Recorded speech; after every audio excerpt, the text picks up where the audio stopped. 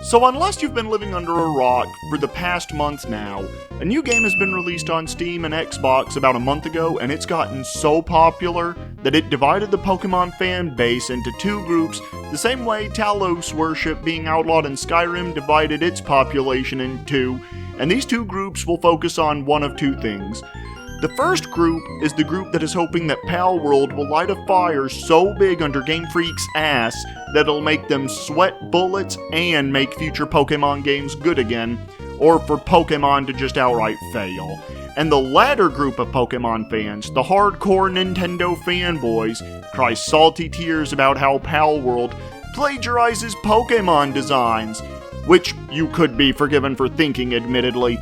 And some will claim that the game uses AI-generated stuff because the head honcho in charge said that he likes AI stuff. But both of the latter's claims have been debunked. Now, as for me, I am with the former Pokemon fans, the fans who want this game to put Game Freak's feet to the fire and shows them how they can make a creature collecting game fun. When you first start up Palworld, you begin by naming the world you're going to be playing in, the default name being Pergasus Islands, and that's what I'll be calling the game world in this review. And then you have to select your difficulty. You can play on the usual easy, normal, hard modes, or you can customize the game's difficulty and world settings to your liking, within reason of course. Leveling up way too slowly for your liking?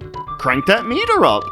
Doing too little damage to pals? Crank that meter up. You can even determine how fast or slow day and night are. Once that's all set up, you then must create your character. You can choose their name, their gender, what their body looks like, what their face looks like.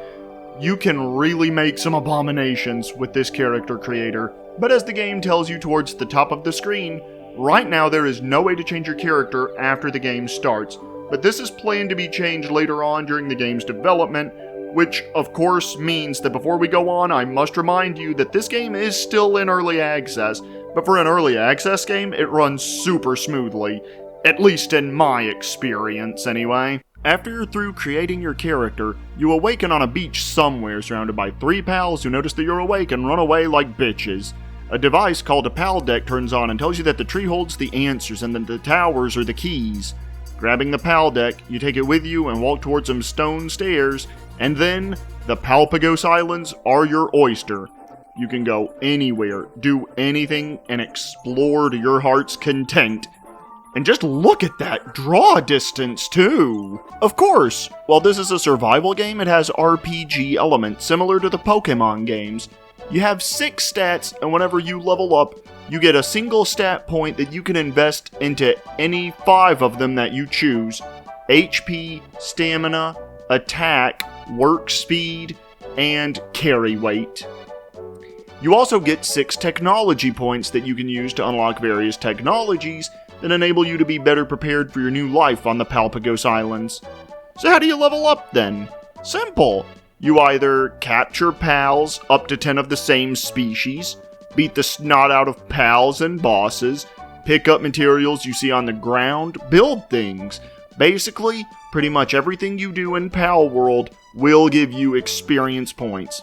Of course, early on, you won't be building too much, but later on, some of the stuff you can make is quite incredible, like assault rifles.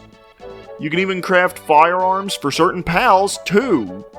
It's really cool, and while I'm not very well versed in survival games, but how many of them do you actually get to create firearms in? Please tell me in the comments below, I gotta know the answer to this one. During your adventures, hostile pals won't be the only thing that you're going to have to deal with. You'll occasionally come across gang bases where a pal is being held hostage. You can fight with these guys because rest assured that they're going to attack you. But come prepared. Some of them pack firearms. Yeah, you ain't the only one who can use firearms, by the way. However, doing it this way will get you a free pal, and you won't have to worry about wasting a potential pal sphere trying to capture it, so there's that. The further away from the windswept hills you get, the stronger the pals and human NPCs will become, obviously. Of course, a base raid can also happen to you. If you haven't turned them off yet, base raids can occasionally happen to you, and I personally hate them because in my experience, it messes with your pal's AI and makes them stop whatever task they're doing to defend your base, But then after the raid is over, they just wander around with their thumb up their ass. As you travel around the Palworld Islands, you'll come across waypoints that you can tag. This will get you 1 extra technology point, as well as a new map marker that you can fast travel to. Think of The Legend of Zelda Breath of the Wild, only you can only fast travel to a waypoint from another waypoint or your base. You can't just fast travel from the map like you can in most other open world games, unfortunately. Hopefully that gets changed at some point during the full release, but we'll see, huh? I realize that this game is called Palworld, and yet I've barely mentioned the pals at all except in passing. Pals are just like you, only they have pal skills, passives, a sanity meter, and 3 moves that have a cooldown timer whenever they're used. A pal skill is this thing right here. As you can see, some pals have a pal skill that needs a certain item to unlock its pal skill first, such as pals that can be ridden or used as guns or boats or planes. Other pal skills can be used as soon as they're captured. Pals will also have passive skills, and these can either be positive or negative or even have both, which can affect their stats and not just their combat related stats. I mean like their work speed stat too. And pals also have HP, attack, and defense stats. Each pal also has an element, and this, just like in the Pokemon games or pretty much any other game that has an element system, determines what moves it's strong against and weak against. Speaking of skills in Pokemon, remember how there were TMs and HMs in the Pokemon games that you could use on certain Pokemon? Well, that same system is here, only any pal can learn any attack from different fruits it can eat. Or at least legendary pals like Palladius can anyway. Now, I haven't tested it with every pal, and honestly, before making this video, I only ever sold those fruits for cash, so I can't be sure. Dude, there are over 100 pals in the game. You expect me to test this feature on every single one of them? You know something I forgot to mention? The survival mechanics. What's a survival game without the survival mechanics? First of all, let's go ahead and get the one that I hate the most out of the way first. Durability. I have never in my life liked durability mechanics, and that goes for games like Dark Souls, Fire Emblem, and the Elder Scrolls games too. Well, you have that in this game too, only unlike those other games, here it actually does make some sense beyond just being tied into the gameplay. The game is about survival. If the tools you have to use to survive breaks, then you must repair those tools or make new tools. Fair enough. But it's just that they break so fast that it's ridiculous. And while the late game stuff will last you a good while, it's still annoying when it does happen. Other survival elements include a hunger meter, which I don't like, but it's manageable. A stamina meter that is thankfully customizable on how quickly or slowly it drains, and if you level it up properly, it'll still last you a lot on the higher difficulty levels too. You also have to worry about the temperature and the proper clothing as well. You've also got the carry weight stuff going on too. Now, with the exception of durability, it all makes some sense. You have to do what you must in order to survive, but why do tools that are made out of refined metal still break so easily? So maybe you came across an egg or two during your adventures, but you don't know how to hatch it. Well, you build an egg incubator, but to unlock that, you'll need ancient technology points. But how in the world do you get those? Simple. You remember the tower bosses that I mentioned earlier? Yeah?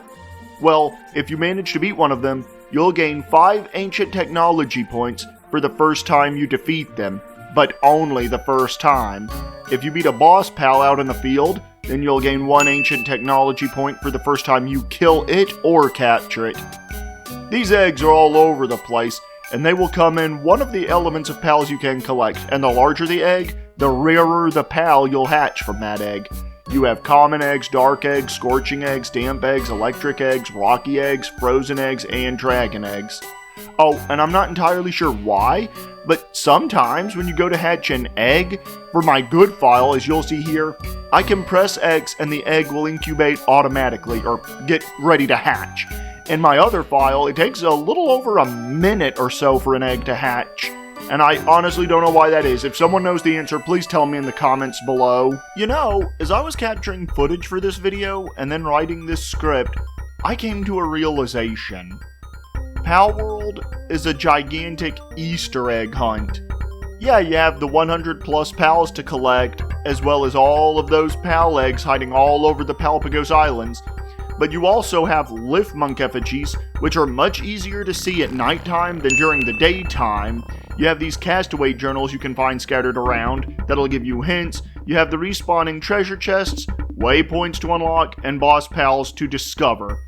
The game is basically a gigantic Easter egg hunt. Pretty cool, huh? To get back to the tower bosses, the tower bosses are basically Palworld's answer to Pokemon's Elite Four and Champion. You have a commander of the local team that's causing problems, you go into their tower, they release a pal to assist them in the fight, and you basically whoop them until they go down. I like to think of them as a sort of test of how well prepared you've gotten to adventure into these dangerous areas of the Palpagos Islands. Each tower plays out the same. You enter, the game tells other players you're challenging a tower boss, they can come help you, but right now multiplayer is a bit bugged as I understand it, but I digress. Tower fights are the most fun. You and a pal of your choosing that is on your team versus the pal the tower leader sends out and them riding on their pal's back. Now, 3 of them are easy enough, you can just wail on them with a sword or a club or whatever, but 2 of them have flying pals, meaning their feet are on the ground for very short bursts of time, so you'll want to bring along a ranged weapon, like an assault rifle, for them. Even still though, you have 10 minutes to whittle their HP down, and they have so much to chew through. It's cathartic watching such large HP pools drop so quickly, and I at least just can't help myself. After you beat them, you get teleported to the top of the boss's tower, where there is another waypoint marker that you can tag. After you beat all 5 tower bosses, something is supposed to happen to that tree in the background that you see all the time, but again, the game is still in early access, so it hasn't been implemented just yet. With that, I don't really think there's anything left for me to say, folks. The game is still in early access as of this review video's creation, and it's a game that is very well made.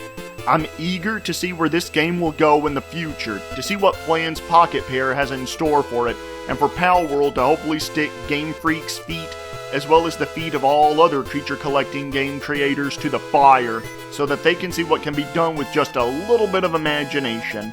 And with that being said, I will see you all in the next video. Bye-bye for now.